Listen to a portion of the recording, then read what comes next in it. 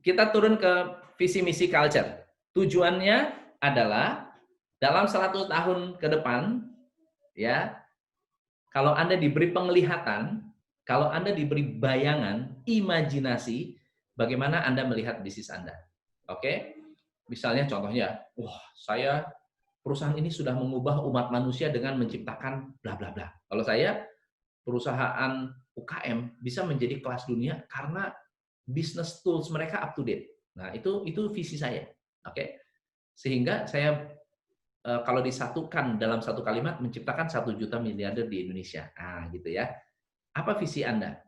Perusahaan ini diingat sebagai perusahaan yang bagaimana?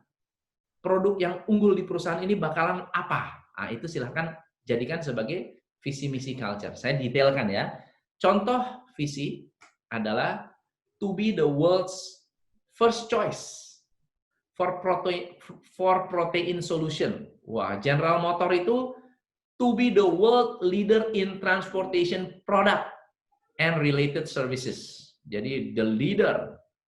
Kalau PepsiCo, responsibility to continually improve all aspect of the world in which we operate. Jadi PepsiCo itu bertanggung jawab untuk terus-menerus memperbaiki seluruh aspek di dunia di mana kita hidup, lingkungan, sosial, ekonomi, dan menciptakan dunia yang lebih baik. Starbucks, one person, one cup, one neighborhood at a time. Keren. Satu orang meminum satu kopi, menciptakan satu lingkungan. Wih, dahsyat, ya kan?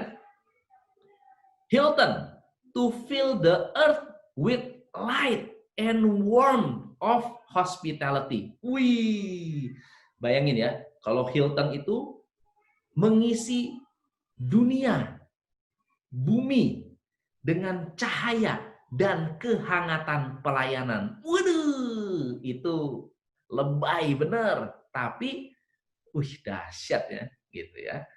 Craft food to make today delicious. Gila, to make today delicious.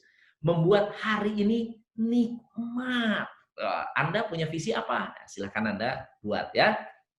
Di sesi coaching, ada namanya, bukan grup coaching ya, bukan grup coaching. Tapi dinamanya value alignment. Jadi kalau ada alignment itu kita kumpul nih sama tim, semua tim, Anda 10 orang, 100 orang, 200 orang, kita kumpul, bikin visi bareng. Nah, Anda bisa lakukan itu ke tim Anda. Tuh, kumpulin, bikin visi sama-sama. Itu namanya alignment.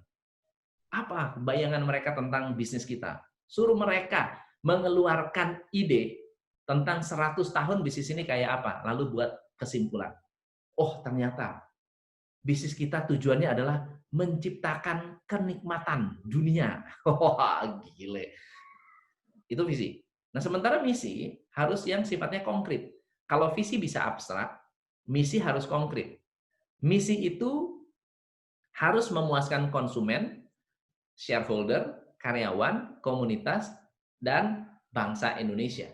Jadi komunitas itu bisa supplier Anda, bisa community lingkungan Anda, atau Anda ingin lebih luas ke bangsa Indonesia. Itu namanya misi. Cara Anda memuaskan konsumen itu kayak apa? Cara Anda memuaskan shareholder kayak apa? Cara Anda memuaskan karyawan kayak apa? Dan seterusnya. Kalau culture itu gimana? Culture adalah prinsip, perilaku, mental yang disepakati. Ya, contoh ya, ini adalah culture atau value. Pelangi, ini karena perusahaan namanya Pelangi. Performance, effective and efficient, learner, added value, networking, growth, dan integrity. Dan setiap teks itu diartikan. Maksudnya apa dengan performance? Ya, maksudnya apa dengan effective, efficient? Maksudnya apa dengan pembelajar? Maksudnya apa dengan added value, dan seterusnya. Oke? Nah, step yang kedua, one year goal. One year goal, masih ingat ada berapa wilayah? 4 minimal. Oke? 1, keuangan, marketing, custom product operation, dan human resource. Apa goal dari masing-masing divisi? Ya, financial growth. Kalau marketing, customer service, Atau mendatangkan customer baru, itu goal besar tahun ini. Produk, goalnya apa? Operation, goalnya apa? Human resource, goalnya apa? Jadi satu tahun, goalnya apa? Ini level 2, step 2. Step ketiga adalah struktur organisasi. Struktur organisasi, kalau goal Anda di operasional adalah misalnya menciptakan efisiensi, berarti struktur organisasinya harus ngikuti itu. Paham nggak? Bukan hanya struktur besar ya, tapi struktur di dalam itu juga harus mengikuti. Nah, saran saya, kalau Anda bikin struktur organisasi, ada foto, ada nama, ada objektif, dan ada target. Minimal itu. Ya. Kalau nggak ada target, nggak apa-apalah. Minimal ada objektif. Ya. Namanya Cynthia itu, asisten Vice President jabatannya, goalnya human resource, ya. Jadi Anda punya garis komando yang jelas. Oke, good. Step 4 adalah action plan. Kita breakdown siapa mau mengerjakan apa. Saya kasih tunjuk di KPI, ya. Contoh KPI itu begini. Jadi ternyata orang finance goalnya, kemampuannya adalah mengontrol biaya.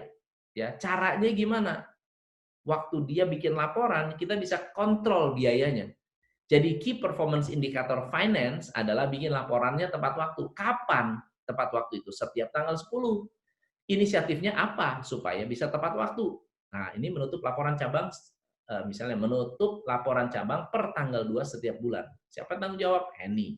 Dan seterusnya. Ya. Jadi key performance indicator adalah yang sudah bisa dilakukan, ingat ya, bukan yang belum bisa dilakukan. Kalau sudah bisa dilakukan, maka untuk membuat konsisten, buat inisiatif. Ini namanya inisiatif. Ya, lanjut. Now, kalau begitu pertanyaannya adalah, di setiap KPI ini, untuk bisa membuat laporan tepat waktu, pasti ada caranya dong. Caranya itu disistemkan, caranya itu di SOP-kan. Ya, dikasih flow-nya. 1, 2, 3, 4, step 1, step 2, step 3, step 4. Karena harusnya SOP Anda sifatnya rutin. Harusnya SOP Anda bersifat rutin. Oke ya? Poin 10. Poin 10 yang mana ya? Step 10 yang di 11. Oke, apa beda SOP dan KPI? Mari kita lihat di sini ya. Jadi key performance. Performance adalah kunci yang kita ukur. Kunci yang kita ukur. Misalnya, kalau dia keuangan, yang akan membantu kita, kenapa sih keuangan itu harus ada? Ingat, salah satu syaratnya adalah memberikan keuntungan, betul nggak ya? Untuk bisa memberi keuntungan, finance harus mengontrol biaya, objektifnya. Untuk bisa mengontrol biaya, harus bikin laporan tepat waktu. Itu namanya key performance-nya. Dia harus bisa membuat laporan tepat waktu. Nah, pertanyaannya sekarang, membuat laporan tepat waktu itu, kapan tepat waktu itu? Tepat waktu tanggal 10. Pertanyaannya adalah, apakah semua karyawan, orang finance, mampu membuat tanggal 10? Ternyata enggak. Karena yang tepat waktu tanggal 10 bisa melakukan kalau mereka bisa menutup laporan cabang tanggal 2. Kalau tanggal 2 cabang ditutup, tanggal 10 laporan besar bisa keluar. Berarti SOP-nya yang mana? SOP-nya adalah merancang bagaimana caranya setiap cabang bisa menutup laporan setiap tanggal 2. Yaitu SOP-nya. Step-nya gimana supaya inisiatif ini bisa berjalan? Gitu. Baru Anda buat standar operating procedure. Membuat urut-urutan. Oh, supaya saya diundur nih. Jadi Anda berbicaranya mundur. Supaya orang bisa laporan setiap tanggal 2, standar prosesnya gimana? SOP-nya bagaimana? Standar operasionalnya tuh bagaimana? Gitu. Step satunya gimana, step 2-nya gimana, step 3-nya gimana, dan seterusnya. Ya, ini baru nomor 6. Nah, kalau sudah ada step-stepnya, saya ambil contoh ya, sekarang gini. Kalau Anda membuat kue, oke? Kalau Anda membuat kue, Anda sudah tahu bentuk kuenya itu akan kayak apa, betul ya? Itu namanya key performance indicator. Bentuk kuenya kayak apa, itu namanya indikator, betul ya? Tapi cara membuat kuenya, bikin resep. Resep itu artinya SOP. Resep itu SOP. Nah, kebanyakan orang kan bikin resep dulu, baru hasilnya belum tentu benar loh. Betul nggak ya? Saya bikin resep, oke bikin resep ya, dimasak, gagal. Masak, gagal. Masak, gagal. Gimana caranya supaya sukses? Cari yang sudah pernah berhasil bikin resepnya, betul nggak ya? Cari kue yang sudah berhasil. Lalu tanya, cara kamu gimana untuk mendatangkan hasil ini? Oh, itu resepnya. Itu di copy, dicontek. Oke? Baru dipakai menjadi sebuah standar. Paham ya?